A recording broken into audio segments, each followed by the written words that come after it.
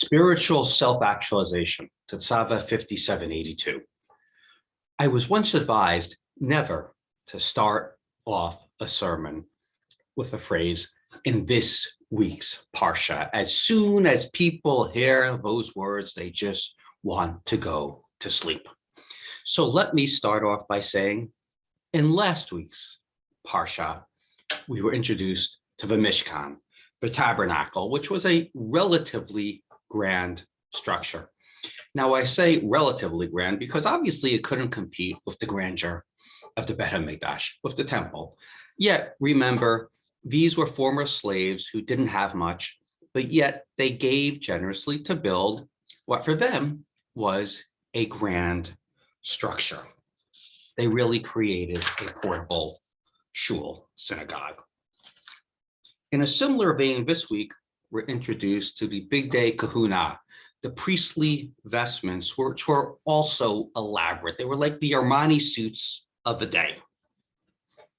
Now, when we have this type of expenditure put into religious structures, religious clothing, people always raise the question, is this really the best use for the money? Shouldn't we instead be giving the money to the poor?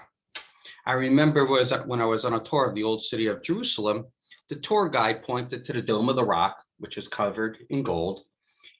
And he said the Jordanians spent $90 million coating the dome in gold. Couldn't they have given it to the poor instead? You walk around the old city of Jerusalem, you see plenty of people who are poor. Cathedrals throughout history have been built amidst poverty. Grand, beautiful, expensive structures being built while you have people literally on the streets. Dennis Prager has an interesting response to this challenge. He says we shouldn't dismiss the value of these religious structures, these fancy religious garments out of hand, to just say simply, just give the money to the poor instead. Why? Because these structures, these vestments give people hope. I know it sounds corny, but listen to this story. Rabbi Hugo Grun was a prisoner in Auschwitz as a teenager. The first night of Hanukkah, somebody announced, it's Hanukkah. So his father, who was a rabbi, took some thread from a prison uniform and used it as a wick.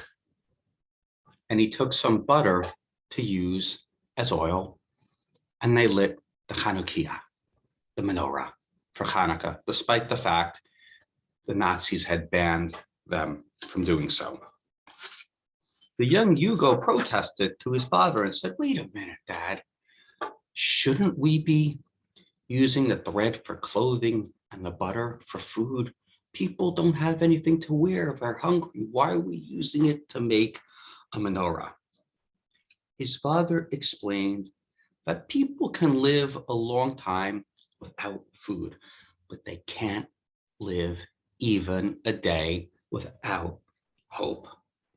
The lighting of that Chanukiah, of that menorah, gave people hope even during those darkest of days.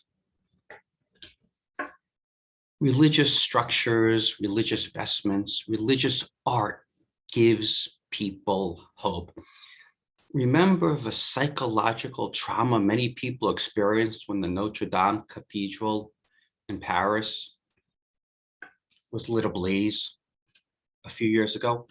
It really devastated many people because the church represents hope.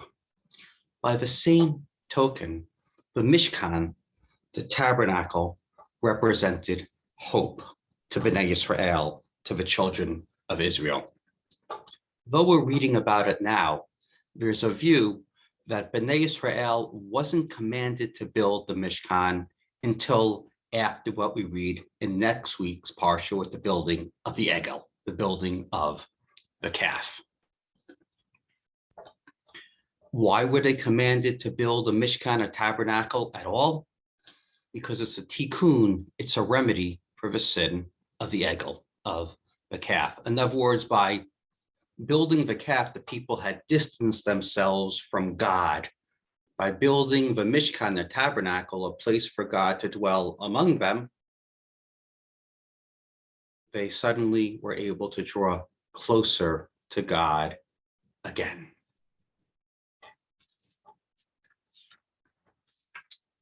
Think about the word Mishkan. Comes from the word shachen, a neighbor, shechuna, neighborhood. In other words, the Mishkan draws God closer to the people again. He's suddenly your friendly neighborhood deity, a God you can really relate to. Prager says, look at the York Cathedral. It took 250 years to build. This is a grand structure. But even if you melted all of the gold and sold off everything of value, it would only have a nominal effect in helping the poor. You'd be sprinkling a little cash around. It would be a Band-Aid for people, but it wouldn't be a game changer. The poor would still be poor. Now, we shouldn't dismiss the importance of a bandage, of even nominal or small amounts of help. Think about limited payments that went out to people during the pandemic. For many people, it was a lifesaver. It got them through a tough period because of the help they received. Perhaps they were able to pay rent or make sure they had enough food on the table until they were able to get another job and the economy began to come back. So we certainly shouldn't dismiss the idea of small amounts of help having a big effect. But obviously, there's a balance here. We need to, of course, start again with the physical needs, with the body. Moshe teaches us, "Uvacharta b'chaim," choose life. We choose life, obviously, by starting off with those physical needs. If we don't have food and shelter, we're not going to be able to survive. But the aesthetic beauty is food for the neshama, for the soul. It feeds our soul, and we need that as well. Think about Maslow's hierarchy of needs. At the bottom, we have the basic needs, the food and the shelter. But as we continue up that pyramid, we want to self-actualize. And how do we self-actualize? By using our abilities to be our best selves, to take those talents that we've been blessed with, that we've been cultivating our entire lives, and use them in order that we're truly productive in every sense of the word. Religious art, the beautiful buildings, the vestments, helps us to spiritually self-actualize. Think about how you feel spiritually elevated when you light Shabbos candles, Shabbat candles, with a beautiful pair of candlestick holders. You really feel your neshama going up towards the heavens. Think about the spiritual sense of elevation you receive when you wrap yourself in a tallis. Again, you feel that God is all around you. The Mishkan was a tool which helped us to elevate our neshamot to reach God. That's the beauty and the power of religious art.